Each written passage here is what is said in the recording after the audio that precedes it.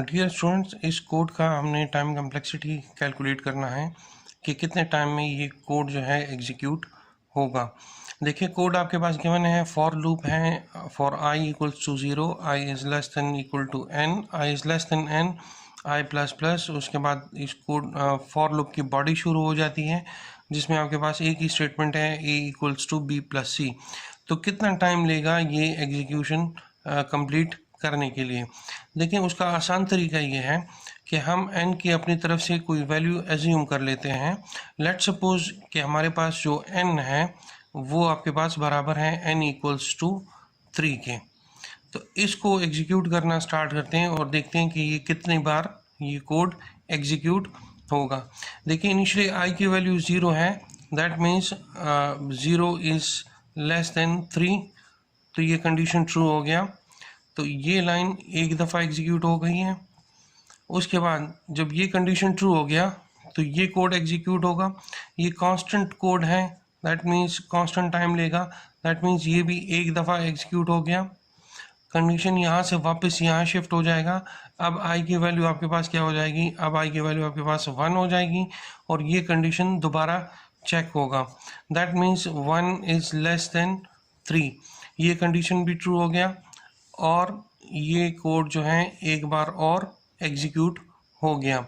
इसके बाद ये कोड, ये लाइन ऑफ कोड जो है ये दोबारा एग्जीक्यूट होगा।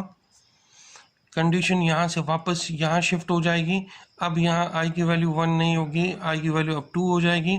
यहाँ आके दोबारा कंडीशन चेक किया जाएगा, दैट मीन्स कि 2 इज़ लेस देन 3। ये लाइन भी एग्जीक्यूट हो गया। उसके बाद ये कंडीशन ट्रू हो गई तो ये कोड एग्जीक्यूट होगा। उसके बाद यहाँ से कंट्रोल वापस यहाँ शिफ्ट हो जाएगा। अब आई की वैल्यू क्या हो जाएगी? 3 हो जाएगी। सो 3 इज़ लेस देन 3। ये कंडीशन अब गलत हो गई है, लेकिन ये लाइन तो एग्जीक्यूट हो गया है, दैट मीन्स अब कंट्रोल यहाँ नहीं आएगा, इस लूप के बाहर शिफ्ट हो जाएगा। तो आप देखें, जब आपने n की वैल्यू को 3 कंसिडर किया था तो ये जो स्टेटमेंट है ये आपके पास 4 टाइम्स एग्जीक्यूट हुआ है और जो इनर स्टेटमेंट है ये आपके पास 3 टाइम्स एग्जीक्यूट हुआ है। इसको मैं कह सकता हूँ कि अगर n की वैल्यू 3 है तो ये जो कोड है ये मेरे पास n टाइम्स एग्जीक्यूट हुआ है और ये जो स्टेटमेंट है फॉर लूप की ये मेरे पास n+1 टाइम्स जो है एग्जीक्यूट हुआ है। ये जो कोड है ये आपके पास n+1 टाइम एग्जीक्यूट हुआ है और ये वाला कोड जो है ये आपके पास n टाइम्स एग्जीक्यूट हुआ है। तो टोटल जो टाइम लेगा ये कोड, ये कितना लेगा? ये आपके पास लेगा n+1 और प्लस n टाइम। इन दोनों को आपने एडअप करना है तो ये आपके पास बन जाएगा 2n+1, ठीक है। और आपको पता है कि जब हम टाइम कम्प्लेक्सिटी कैलकुलेट करते हैं तो हम इन टर्म्स को इग्नोर करते हैं क्योंकि ये हमारे पास कांस्टेंट टर्म होते हैं। हमारा पूरा इंटरेस्ट जो है वो इस n की टर्म में होता है। तो यहाँ से हमारे पास ये 2 भी इग्नोर हो जाएगा और 1 भी इग्नोर हो जाएगा, तो हमारे पास क्या बचेगा? सिर्फ n। दैट मीन्स इस कोड का आपके पास जो टाइम कम्प्लेक्सिटी बनेगा, जो टाइम लेगा ये कोड अपनी एग्जीक्यूशन कंप्लीट करने के लिए, that will be t of n equals to big O of n। Same इसी तरह आप देखें, आपके पास ये कोड गिवन है, ये कोड कितना टाइम लेगा एग्जीक्यूशन कंप्लीट करने के लिए। सेम वही प्रोसीजर है कि देखें, आप n की कोई वैल्यू एज्यूम कर दें। Let suppose n equals to 3, n जो है वो 3 के बराबर है। तो आप देखें i की वैल्यू जो है वो i इक्वल्स टू n। अब i की क्या वैल्यू हो गई है? i की वैल्यू भी 3 हो गई है, दैट मीन्स 3 इक्वल्स टू 3 और 3 इज ग्रेटर देन 0। तो ये कंडीशन भी ट्रू हो गया। जब ये कंडीशन ट्रू हो गया दैट मीन्स ये पूरा लाइन एक दफ़ा एग्जीक्यूट हो गया है। अब कंट्रोल यहाँ से यहाँ शिफ्ट होगा तो एक दफ़ा ये एग्जीक्यूट हो जाएगा, उसके बाद कंट्रोल यहाँ शिफ्ट हो जाएगा। अब i की वैल्यू क्या हो जाएगी? i की वैल्यू 2 हो जाएगी, ठीक है। अब आई की वैल्यू आपके पास क्या हो गई है, आई की वैल्यू आपके पास 2 हो गई है।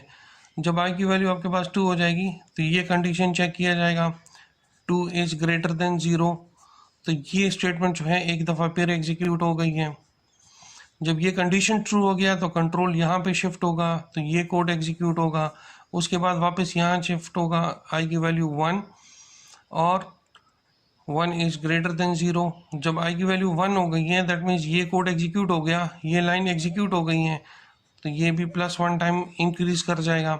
इसी तरह अब जब ये कोड एग्जीक्यूट होगा, इसके बाद जब ये लाइन एग्जीक्यूट होगी तो एक टाइम उसका बढ़ जाएगा। कंट्रोल यहाँ से वापस यहाँ शिफ्ट होगा और आई की वैल्यू अब हो जाएगी 0। ये देखें, ये 0 यहाँ आके जब ये कंडीशन चेक किया जाएगा 0 इज ग्रेटर देन 0 तो ये फॉल्स हो जाएगा, बट स्टिल ये लाइन तो एग्जीक्यूट हो गई है, तो एक टाइम इसका कैलकुलेट किया जाएगा। तो आप देखें जो इनर स्टेटमेंट है वो 1 2 3 टाइम्स एग्जीक्यूट हुआ है और जो आउटर स्टेटमेंट है वो 4 टाइम्स एग्जीक्यूट हुआ है। तो अगर हम ये कहें कि हमने n की वैल्यू को जब 3 कंसिडर किया था तो इनर मोस्ट स्टेटमेंट जो है वो आपके पास n टाइम्स एग्जीक्यूट हुआ और जो आउटर मोस्ट स्टेटमेंट है ये आपके पास n+1 टाइम एग्जीक्यूट हुआ है। आप देखिए इनर मोस्ट स्टेटमेंट जो है ये आपके पास n टाइम्स एग्जीक्यूट हो रहा है और जो आउटर मोस्ट स्टेटमेंट है जो फॉर लूप है वो आपके पास n+1 टाइम्स जो है ये एग्जीक्यूट हो रहा है। तो आप अगर इसकी टोटल टाइम कम्प्लेक्सिटी कैलकुलेट करेंगे तो वो आपके पास होगा t of n equals to n+1 plus n। Same इसी तरह इसकी टाइम कम्प्लेक्सिटी भी आपके पास जो आएगी वो आएगी big O of n। I hope इस तरह के क्वेश्चंस का, इस तरह के प्रोग्राम्स का टाइम कम्प्लेक्सिटी कैलकुलेट करना अब आप कर सकेंगे। आगे वीडियोस में कुछ और एग्जांपल्स सॉल्व करेंगे। Thank you.